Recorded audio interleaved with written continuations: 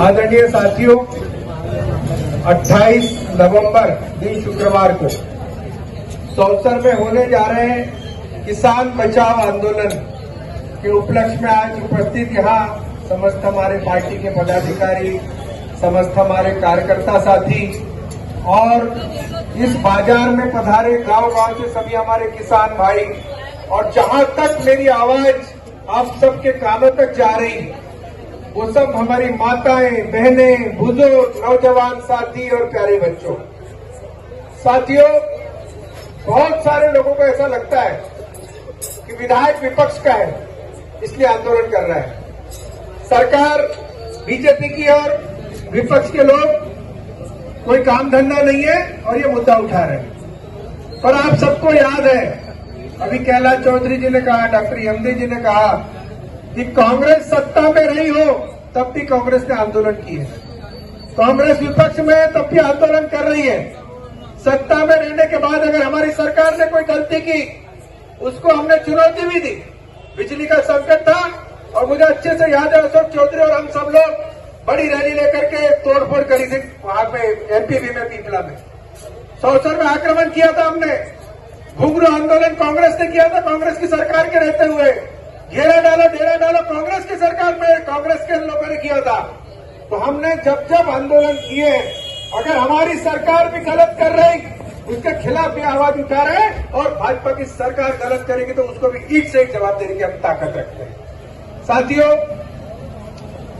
मक्के को भाव नहीं, कपास को भाव नहीं। कपास को भाव नहीं होने का कारण यह है कि देश के प्रधानमंत्री मोदी जी ने सारा कपास अमेरिका से आयात कर लिया, इंपोर्ट ड्यूटी में छूट देके रखी। मक्का स्विट्जरलैंड से आ रहा है, दूसरे देशों से पूरी कपास, मक्का, सोयाबीन सब भगाभग बुला रहे। अरे जब मुझे बताओ बाहर से माल आ जाएगा तो यहाँ के हिंदुस्तान का कपास, पीपला का कपास कौन खरीदेगा? यही तो बड़ी समस्या है। आज बुधवार का बाजार है, अगर मान लो यहाँ पर टमाटर की अगर सब दुकानदारों के पास टमाटर है तो उसका भाव 10 रुपए 15 रुपए किलो हो जाता है और एक तो दुकानों में टमाटर बड़े मुश्किल से मिलना तो 100 रुपए हो जाता है। यही तो परिस्थिति हमारे देश की है कि बाहर से तुम कपास बुला रहे हो और मोदी जी स्वदेशी की बात करते हैं। इतने नौटंकी और इतने ड्रामेबाज है बीजेपी के लोग, स्वदेशी की बात करते हैं। स्वदेशी अपनाओ, स्वदेशी कपड़े पहनो, स्वदेशी खाओ। अरे नालायको, तुम विदेश से कपास बुला रहे हो, विदेश से मक्का बुला रहे हो, विदेश से सोयाबीन बुला रहे हो और हिंदुस्तान के पिपला के लोगों को स्वदेशी की बात करते हो। इतना दोगलापन, इतने नौटंकी बाज हिंदुस्तान में कोई नहीं है जितने बीजेपी के लोग। साथियों, एक और मैं बात बताना चाहता हूं कि बहुत सारे लोग ये सोच रहे होंगे कि विधायक के आंदोलन करने से, कांग्रेस पार्टी के आंदोलन करने से क्या कपास का भाव मिल जाएगा? क्या सौसर में आंदोलन हो जाने से किसान को कपास का भाव मिल जाएगा? क्या मक्के का भाव मिल जाएगा? क्या ये सोच रहे होंगे बहुत से। और आपके बीच आएंगे तो बीजेपी के लोग ये कहेंगे कि क्या इससे आंदोलन से क्या फर्क पड़ने वाला है? पर आंदोलन से फर्क पड़ेगा। देखो, हमने 28 तारीख का हमारा आंदोलन है और सीसीआई ने 24 तारीख को खरीदी शुरू कर दी। अच्छा, बीजेपी के नेताओं ने 1 महीना पहले ज्ञापन दिया ना भैया, वहां जाके बड़ी होशियारी मार के पांडुर्ना में कलेक्टर को भाजपा के मोहर परिवार के लोगों ने ज्ञापन दिया वहां जाकर के 1 महीने पहले। फिर सीसीआई क्यों नहीं आया तब से? कपास निकलने को तो 20 दिन हो गए ना।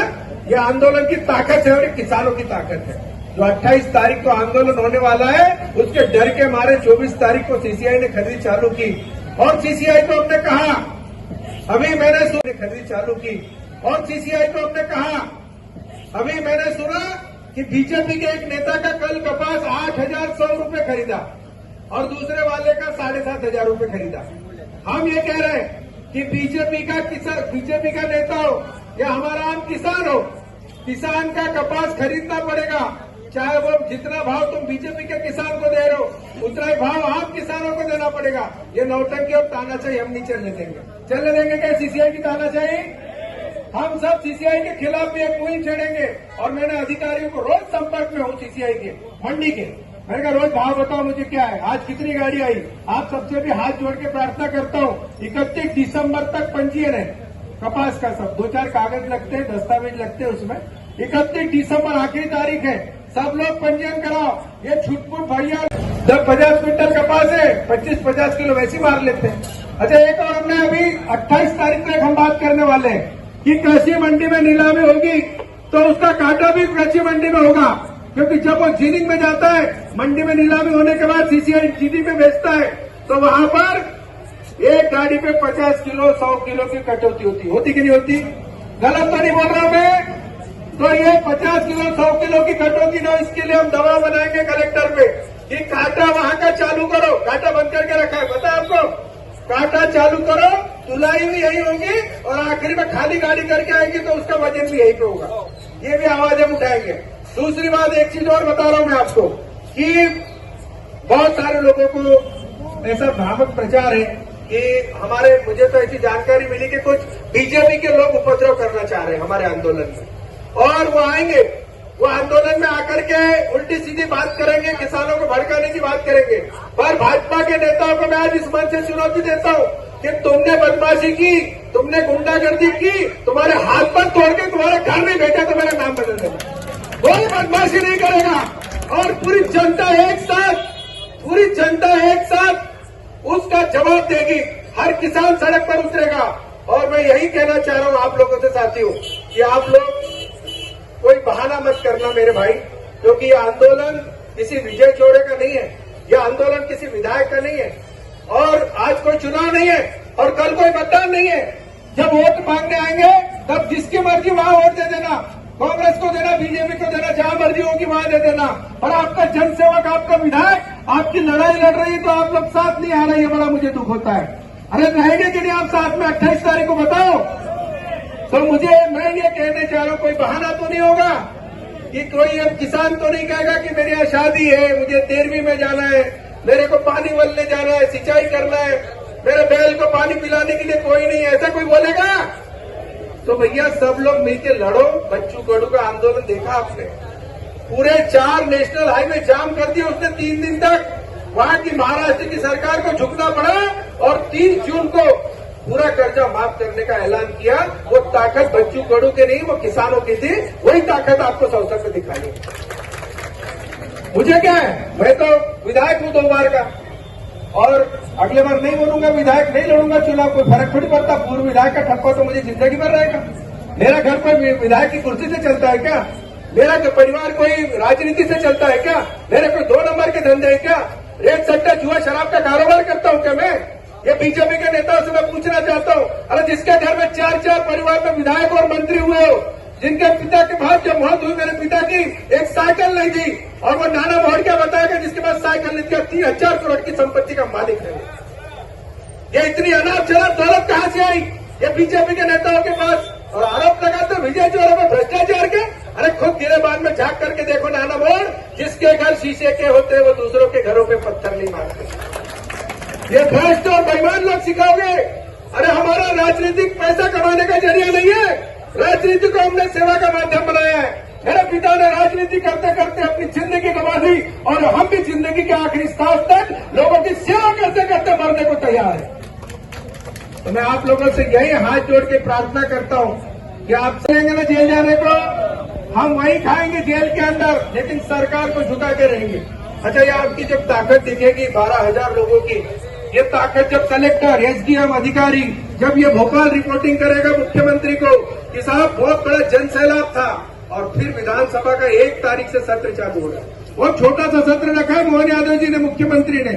वो डरते हैं 5 दिन की कोई विधानसभा होती है, उनको पता है विधायक सवाल पूछेंगे, विधायक बात करेंगे कपास की, विधायक बात करेंगे मक्के की, विधायक बात करेंगे किसानों की, मजदूरों की, बेरोजगारों की। इसलिए उनके डर के मारे 5 दिन का सप्ताह सेशन रख दिया।